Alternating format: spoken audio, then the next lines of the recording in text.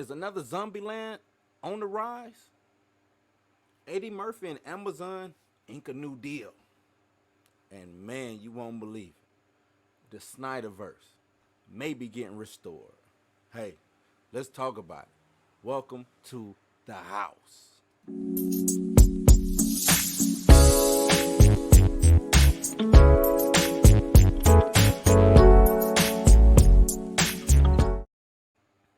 Yes, yes, yes. Welcome back.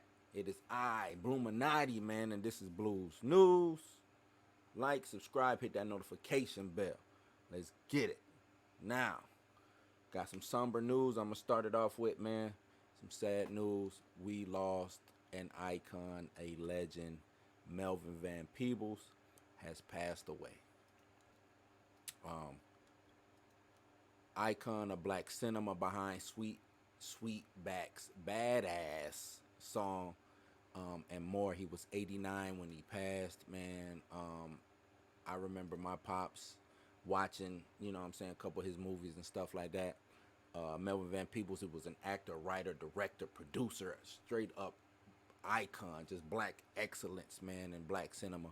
Like I said, his films included Sweetback's badass song, Watermelon Man, etc. He died Tuesday night at his home. He was 89, man. His death was confirmed by his son. If y'all don't know, his son is Mario Van Peebles, who said in a statement, "Dad knew that black images matter. If a picture is worth 1,000 words, what is a movie worth? We want to be the success we see, thus we need to see ourselves being free. True liberation did not mean imitating the colonizer's mentality. It meant appreciating the power, beauty, and interconnectivity of all people." Man, you know what? I love that. I love that, man. That is dope. So he was 89 when he passed. Prayers, thoughts go out to the Van Peebles family, and you know what I'm saying. Another one of our icons gone, man. Another one of our icons gone. So just wanted to, you know what I'm saying, let that be known, and let's give him a quick moment of silence.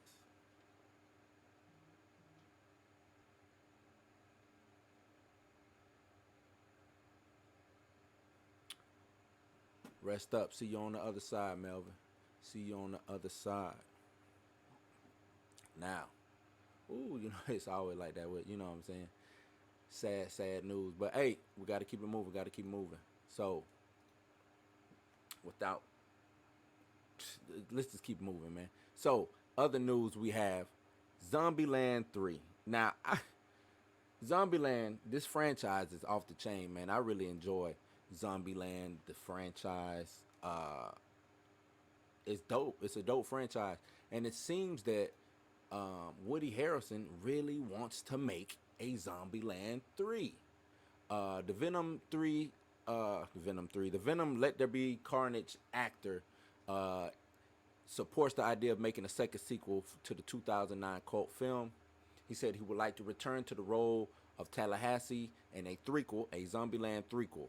Sitting down with Screen Rant, he discussed his time as the symbiotic supervillain Carnage in the highly anticipated Venom Let There Be Carnage.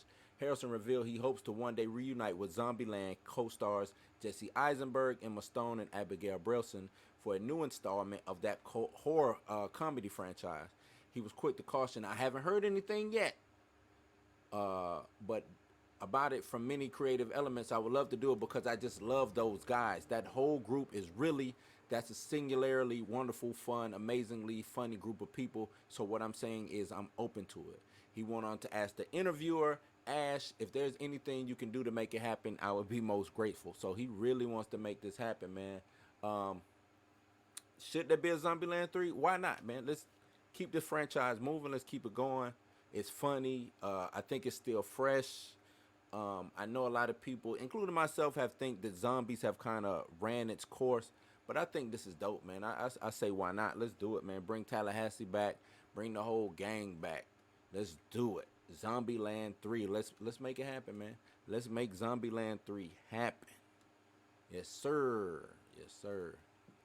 All right, to keep it moving, we have Eddie Murphy inking a Amazon deal. Now, I kind of saw this coming, and I'm thinking a lot of these older comedians from like the 80s, 90s, and stuff like that. You saw, um, um, I can't even think of his name right now. He got the big Netflix deal.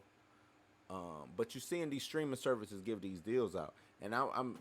It was only a matter of time before Eddie Murphy got a deal. I'm waiting on somebody in the realm of like Martin to get a deal, maybe a Chris Rock, get these deals because I still think that a lot of these comedians have something still to give out. So why not ink them a deal, whether it's a three, you know what I'm saying, a three movie deal or some kind of a motion picture deal. And that's what happened with Eddie Murphy, man. Seems Eddie Murphy has signed this three picture first look film deal with Amazon Studios.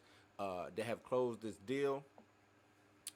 Under the deal, Murphy will star in three films for the Amazon Studios and develop original film projects for Prime Video and studios with the potential to star. This news comes in the wake of Murphy's coming to America.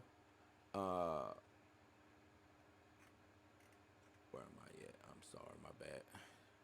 Wake of Coming to America being the most watched movie on Amazon Prime in its opening weekend on March 5th through the 7th. So he had the biggest opening on this Amazon platform with Coming to America. So why not say, hey Eddie, it seems like what I'm saying, we can get some lightning in a bottle, we can make some things happen. You know what I'm saying? Amazon picked up Coming to America from Paramount during the pandemic, October 22 for 125 million. Eesh, that's a lot of loot, man. That's a lot of loot.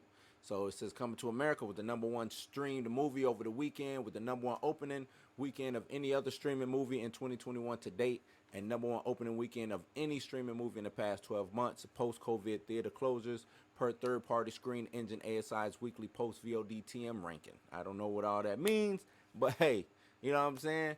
Eddie Murphy, he's saying I'm the number one guy right now. Number one guy. The film also topped Nielsen's weekly streaming rankings among all stream SVOD content. Eddie Murphy, as we know, is a legend both in front and behind the camera. And with undeniable comedic and dramatic genius, he constantly delivers entertaining original stories and characters to audiences around the world. We could not be more excited to help carry on the tradition and to officially welcome Eddie into the Amazon family. That's coming from Jennifer Salk, head of Amazon Studios. So, yeah, they about to they giving Eddie that bag, man. They giving him that bag. So be on the lookout for things like maybe because it was already in the rumblings of a Beverly Hills Cop sequel. What that'd be? His fourth movie possibly being made. So I can see that happening. We know he did on Netflix. He did Dolomite Is My Name, and that was big. He landed 2 Golden Globe nominees for Best Picture Comedy Musical and lead actor motion picture musical or comedy categories. Critics Choice. Like, he's been doing he's been quietly doing these things, man, and that's what I like about Eddie Murphy. Okay, so up next, like I just brought up Beverly Hills Cop, so it seems like Netflix will have Beverly Hills Cop 4. So that'll be a good thing. So Eddie Murphy, he's got Netflix over here, Amazon over there. Like I said, silently getting his mojo back, and I think we'll be seeing a lot more Eddie Murphy, man, and I'm good. I want to see that. I want to see us all win. I think just because you get older doesn't mean that you should fade away. You know what I'm saying? So, yeah, let's go, man. Eddie Murphy, do your thing, man. Do your thing. Glad to see it. Glad to see it, Edward. Only I call him Edward. But yeah, man, Eddie Murphy, Amazon deal. So next up, woo, let's get into it. Meat and potatoes. I know this is, look, Snyderverse. Woo. Snyderverse, man. Restore the Snyderverse. Seems like that Snyderverse might be making that comeback, my guys. Snyderverse might be making that comeback. So it's being reported. It is being reported that Snyderverse could be restored by mid-2022. Snyderverse is never going to cease anytime soon. And just when it looked like as though the talk had finally started to subside, Warner Media's top brass made it perfectly clear that they had no interest in making it happen. Then along comes Warner Brothers Discovery merger to reignite the flames. Whoosh. That's right. So the latest update hails from the tipster Mikey Sutton, who offers that the finalization of the merger by next summer may lead to a freshly crowned CEO David Zaslav cutting all the dead wood of the boardroom level and resurrecting the mythology kicked off by Zack Snyder close to a decade ago with Man of Steel.